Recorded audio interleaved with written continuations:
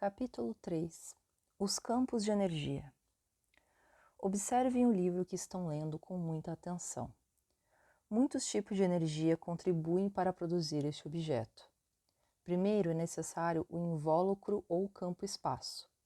Uma onda estacionária define esse campo, tornando literalmente o espaço no qual ele existe mais conducente à manifestação da energia. No outro extremo da escala, a onda estacionária de cada átomo é um campo com cerca de 100 milionésimos de centímetro de um lado a outro. Bilhões desses átomos compõem as moléculas do papel e da tinta, formando mais uma vez ondas estacionárias. Algumas são dispostas em fibras de celulose e de outros produtos químicos orgânicos e inorgânicos. Seus campos, na verdade, se estendem para além do infinito. No entanto, o invólucro com a forma de livro é uma área de alta condutibilidade e o espaço exterior do campo livro é menos conducente a essa energia, e assim a energia decresce sensivelmente nos limites desse campo, mas não cessa totalmente. No interior do invólucro do campo gerado pelo livro, a energia é mantida à medida que rompe uma barreira para formar partículas subatômicas semifísicas. Estas tornam-se mais densas para formar os átomos do papel e da tinta. Esses bilhões de unidades de energia consciente colaboram na manifestação material como é visualizada por mim, pelo canal, pelo editor e então pelo leitor. Portanto, o seu papel é tão imprescindível quanto o meu para a cocriação e para a verdadeira existência deste livro. Seus olhos e seu cérebro decodificam os padrões de energia que se movimentam em vários invólucros, e no milagre de organização, vocês se encontram lendo este livro. Claro que isso acontece bem fora da mente consciente. Como alguém poderia se concentrar o suficiente para ler este livro se conscientemente tivesse de ficar se lembrando de como ele veio a existir? Portanto, o livro que vocês têm nas mãos é constituído de energia de diversas frequências que vão desde as que compõem as partículas subatômicas até as ondas mais amplas, que definem o tamanho do papel. E ele também contém outra frequência, a minha. A tinta está distribuída em símbolos, letras e palavras, usados para transmitir as minhas mensagens, e esses símbolos têm uma frequência característica, além da que possui a tinta utilizada. Os processos através dos quais minhas mensagens são codificadas nesses símbolos e vocês os decodificam para extrair o seu significado são incrivelmente complexos. Vocês podem reduzi-los a uma simples leitura, mas seria necessário um livro inteiro para pelo menos começar a descrever esses processos, isso se dispuséssemos de uma linguagem que permitisse expressá-los. Além do mais, a elevadíssima frequência associada à minha atividade vale-se da oportunidade que vocês nos deram de sentar-se e ler este livro, para transmitir para os seus campos muito mais informações do que vocês absorvem conscientemente na leitura. Os campos físicos. Ora, já vimos que o corpo humano é composto de energia consciente que sabe que está produzindo suas próprias células. Já vimos também que essa energia tem um campo que se estende ao infinito, mas que sua intensidade reduz-se fora da onda estacionária que a contém. Assim, embora o nível de energia seja muito elevado dentro do invólucro do corpo físico, os campos pessoais de vocês ampliam-se para muito além do invólucro da pele. Esse campo ampliado é tanto um transmissor quanto um receptor. Com ele, vocês podem sentir um perigo em potencial muito antes que ele se aproxime. O chamado instinto é, na verdade, seus campos ampliados detectando outro campo, seja ele de um tigre faminto ou de um caminhão desgovernado. Da mesma maneira, uma pessoa transmite sinais energéticos através de seu campo ampliado para que as outras pessoas o captem. Daí o adágio de que o medo é contagioso. Algumas pessoas são transmissoras mais potentes e receptoras mais sensíveis do que outras, mas todos vocês fazem isso sem exceção.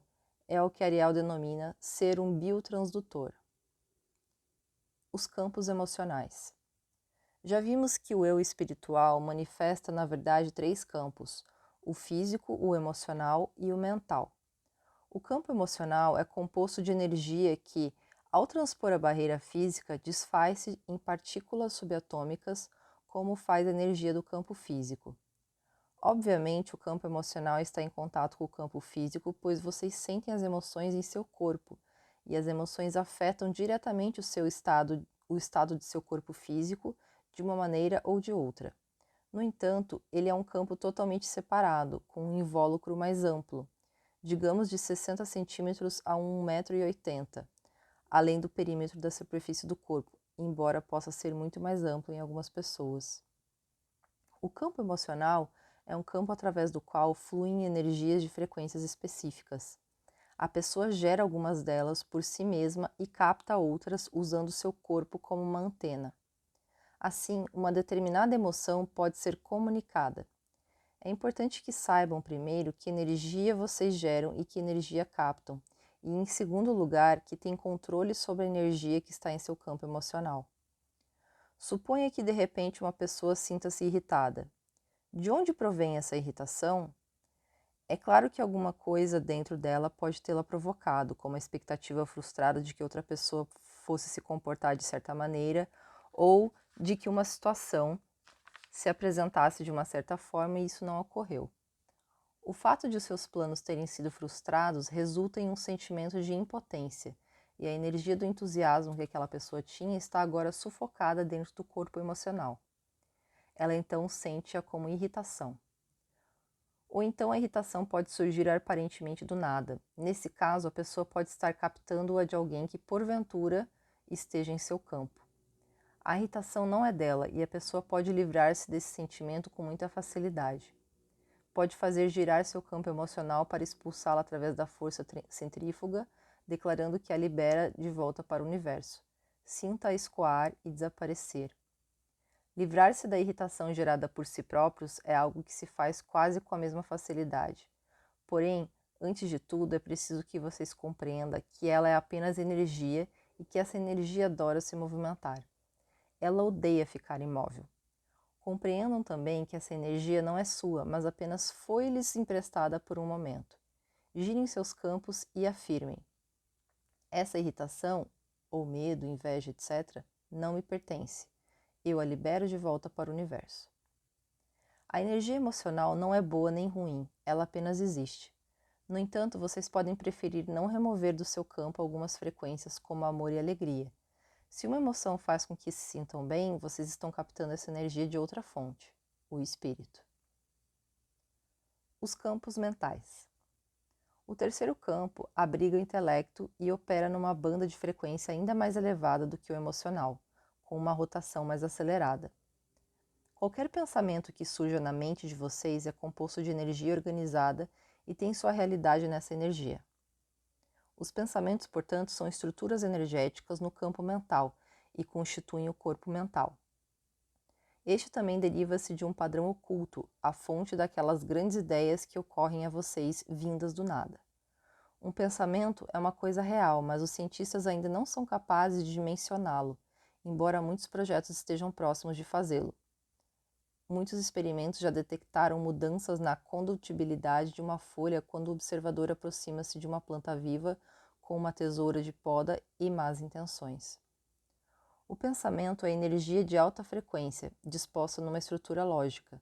Vocês emitem pensamentos de seu campo mental da mesma forma que dos outros campos, mas nem todas as pessoas conseguem captar pensamentos como captam energias físicas e emocionais. A elucidação da estrutura de uma forma-pensamento depende diretamente da clareza de sua concepção. Uma emissora de rádio que toca um disco velho e arranhado irá transmitir fielmente uma música antiga e cheia de estalidos. Isso é importante porque as formas-pensamento que vocês transmitem afetam diretamente todos os campos à sua volta. Portanto, se uma pessoa estiver tendo pensamentos claros, mas cheios de apreensão, estará transmitindo um sinal nítido de que está esperando que algo de ruim aconteça, e reforçando-o com o combustível que acompanha as emoções do medo. O universo é muito amoldável com relação a isso, e irá se reorganizar para difundi-lo.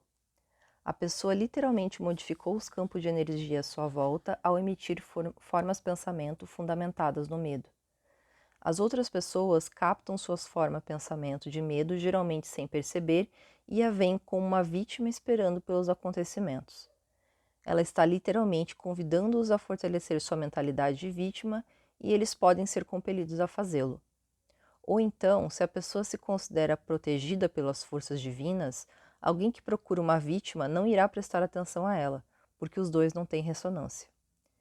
Mas será notada pelos outros que têm ressonância com o seu campo. É assim que a pessoa cria sua própria realidade. Ela é feita através da ressonância, que não discrimina a energia boa da má. Assim, exatamente como duas cordas de violão trocam a energia de uma onda estacionária, outras pessoas irão captar esse medo, ampliá-lo e devolvê-lo. Uma pessoa com medo em um grupo pode amplificá-lo ao máximo, em todos que estão à sua volta, e logo aquela pessoa pode realmente ter algo a temer. Felizmente, a energia emocional do amor e as formas pensamento cheias de amor se transmitem e têm ressonância exatamente da mesma maneira. E mais ainda, pelo fato de estarem em harmonia com a natureza e com o universo, as coisas decorrem com mais facilidade quando estiverem fluindo. Acrescente-se a isso dois outros fatores. Vocês estão tornando-se transmissores mais potentes e o universo está se tornando cada vez mais maleável e suscetível às suas formas pensamento. Esses dois fatores funcionam de forma a encurtar o tempo necessário para a manifestação dos pensamentos. Antigamente, vocês tinham de se apegar a uma crença durante anos para que ela se manifestasse em sua vida, mas agora, em escala sempre crescente, isso leva apenas alguns dias. Felizmente, as crenças que são coerentes com o fluxo da verdade universal manifestam-se com mais facilidade do que as que vão de encontro à natureza. A mente de vocês não é o cérebro.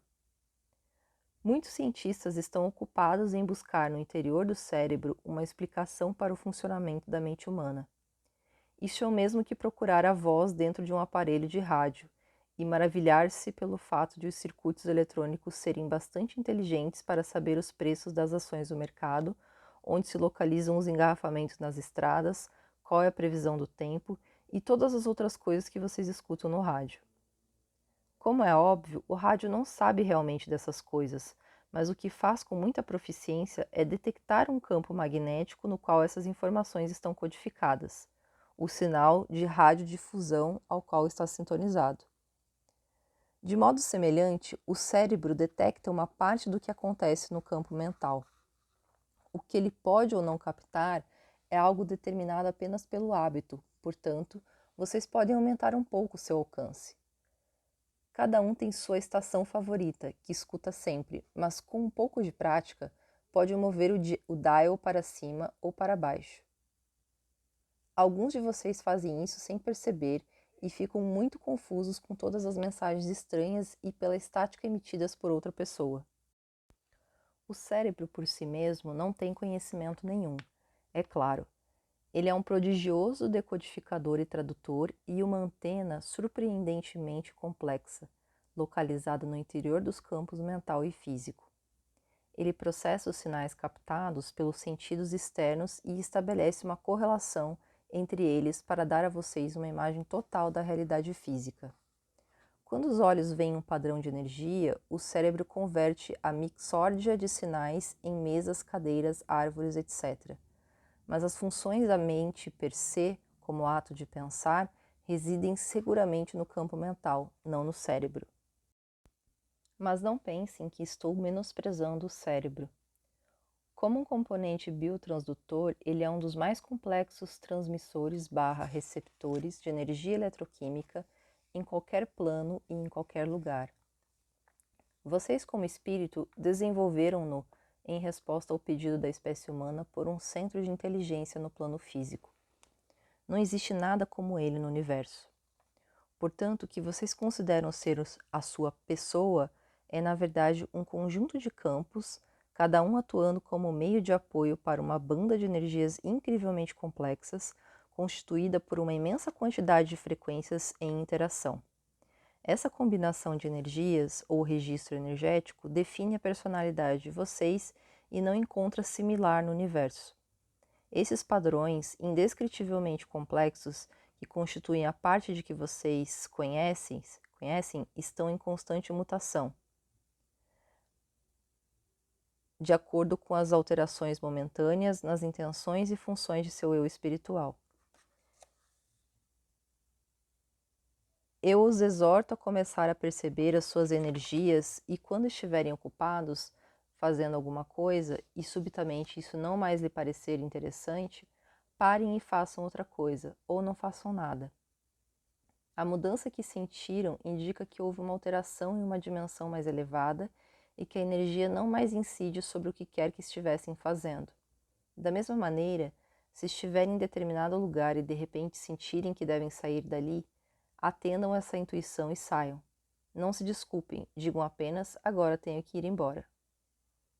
Embora as energias dos campos físico, emocional e mental não se sobreponham, ressonâncias extremamente complexas ocorrem entre elas.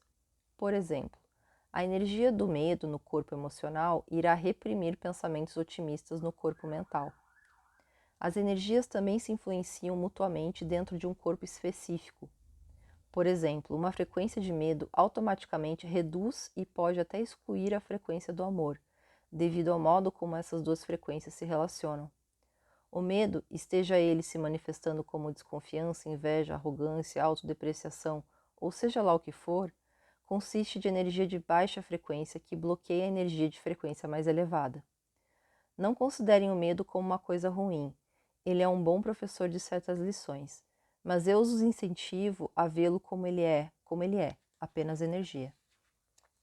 Ele está sempre fundamentado numa sensação de inadequação ou numa sensação de não poder enfrentar a vida ou algum de seus aspectos e, acima de tudo, na impressão de estar separado do espírito. Notem que é apenas uma impressão de separação. Vocês nunca estão realmente separados, nem poderiam estar. Não é assim que o universo funciona. O medo pode ser de tal amplitude que invade todo o seu campo e, na verdade, distorce todas as emoções e todos os pensamentos. Com essa percepção distorcida, a pessoa interpreta até os atos de bondade para com ela como, digamos, interesses pessoais dos outros. Afortunadamente, como veremos, a emoção dos atos de amor age da mesma maneira e pode invadir todos os três campos. Provavelmente, o fato que mais determina como vocês se sentem e até que ponto vivem bem é o grau de alinhamento entre esses corpos. Lembrem-se que um corpo é uma combinação de um campo e de seus conteúdos. Quando uma pessoa está bem, seus corpos estão simetricamente posicionados em torno de seu corpo físico e giram nas velocidades que mais se adaptam a ela. Depois de uma grande alteração com outra pessoa, o seu corpo emocional pode ficar literalmente deformado, ou após um intenso trabalho intelectual, o seu corpo mental pode ficar localizado apenas em torno da sua cabeça, girando de modo irregular. Posteriormente, veremos algumas técnicas para reajustar os corpos, mas por enquanto é suficiente saber que vocês os têm. O sistema de chakras. Como a energia nesses campos pode realmente ter ressonância, se os três encontram-se em diferentes bandas de frequência e girando em velocidades diferentes? É aqui que entram os chakras. Eles são, no que diz respeito à energia, transformadores de frequência e, por si mesmos, pequenos acumuladores de energia. Existem muitas explanações a respeito dos chakras, porém poucas revelam realmente o que eles fazem. Suponham que algo importante esteja acontecendo num campo, digamos um maciço influxo de energia sexual porque a pessoa está prestes a fazer amor. Nesse caso, o segundo chakra está particularmente sintonizado a essa frequência e converte a energia que se concentra no campo que está estimulado, espiritual, mental ou emocional, em frequências que ativam outros campos. Como resultado, todos os três campos começam a se agitar com a energia da atividade sexual. Ou, quando a sobrevivência de uma pessoa está ameaçada, o primeiro chakra irá captar a ideia de perigo do campo mental ou o sentimento de ira no campo emocional de alguém que dela se aproxime. Ele irá transmitir a mensagem perigo para os outros campos e, se a pessoa estiver em sincronia, irá reagir muito rapidamente. Quando a energia dos outros campos não está em sincronia, a pessoa fica confusa. Seu corpo mental pensa: vou adverti-la, seu corpo emocional sente: Lembro-me disso desde quando eu era pequeno e seu corpo físico diz: corra para salvar a sua vida. Somos gratos a Ariel por ter trazido a este planeta uma técnica chamada de chakra unificado. Nessa técnica, vocês literalmente expandem o chakra do coração para abranger todos os outros. Como veremos na segunda parte, o chakra unificado e os campos de energia sincronizados são muito importantes, não apenas para a sobrevivência, mas ainda mais essenciais como instrumentos vitais para a ascensão. Portanto, na verdade, vocês são constituídos por 3 campos, todos eles compostos de inumeráveis e diferentes frequências. Cada campo acumula ou mantém energia de frequências específicas em ondas estacionárias e age tanto como antena transmissora quanto como antena receptora. A mescla de frequências e de suas respectivas amplitudes é própria de cada pessoa e, em grande parte, define quem ela é como corpo e como personalidade.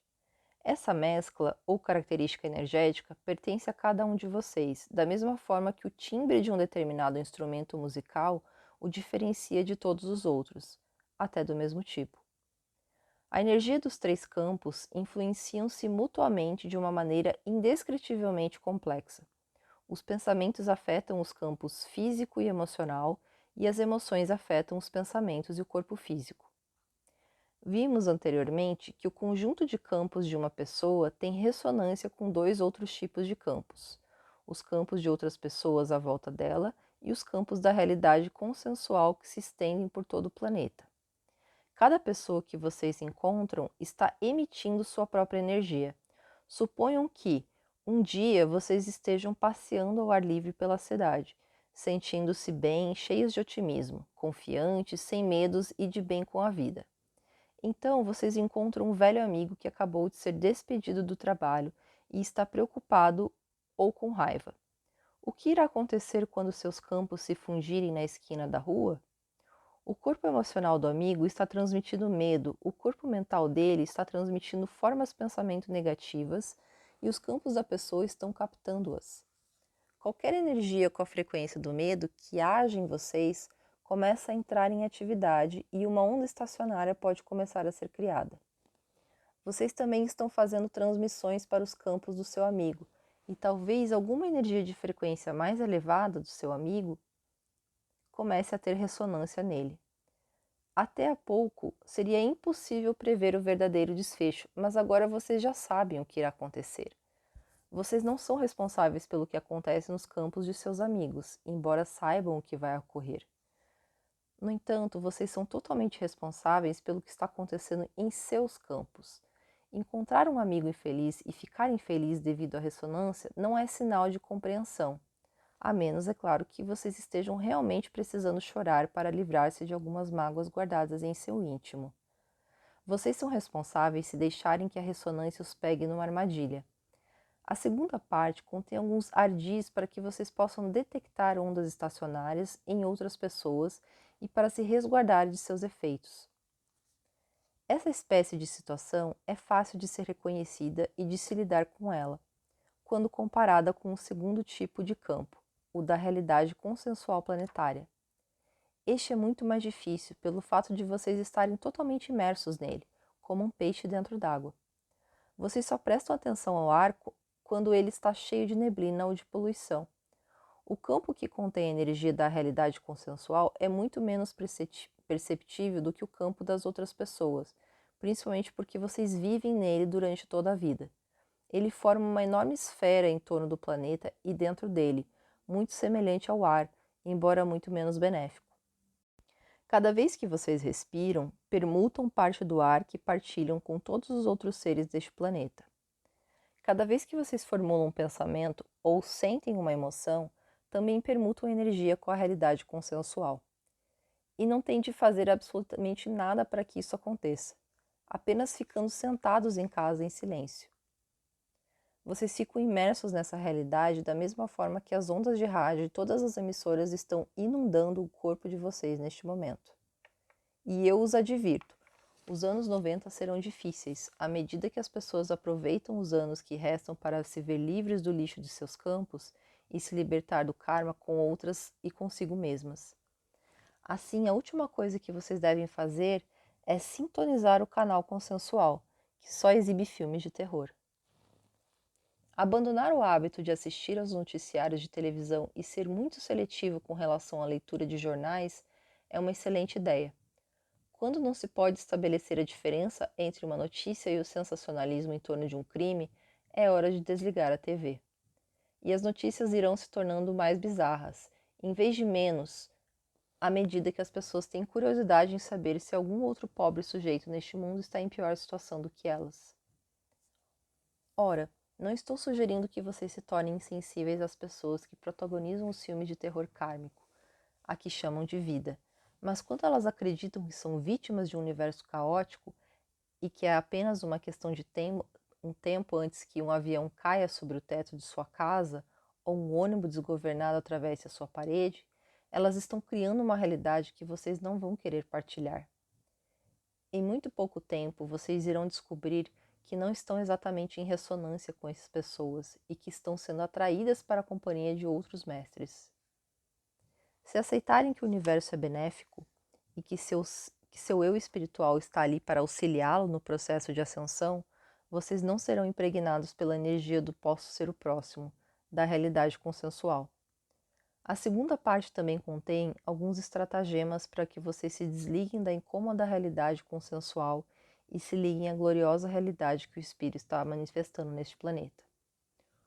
O planeta Terra é incomparável em sua densidade e nas percepções dicotomizadas do espírito por parte da personalidade. Em nenhum outro lugar ou em qualquer outro planeta, a densificação e a separação do espírito chegaram a ter a profundidade que tiveram na Terra. Vocês, como coletividade, levaram a cabo uma corajosa experiência para ver até que ponto poderiam se distanciar da fonte. As boas novas são que a experiência foi um esplêndido sucesso e já foi concluída. É hora de desmontar a aparelhagem e ir para casa. Portanto, vamos ver como tudo isso começou, como tudo aconteceu.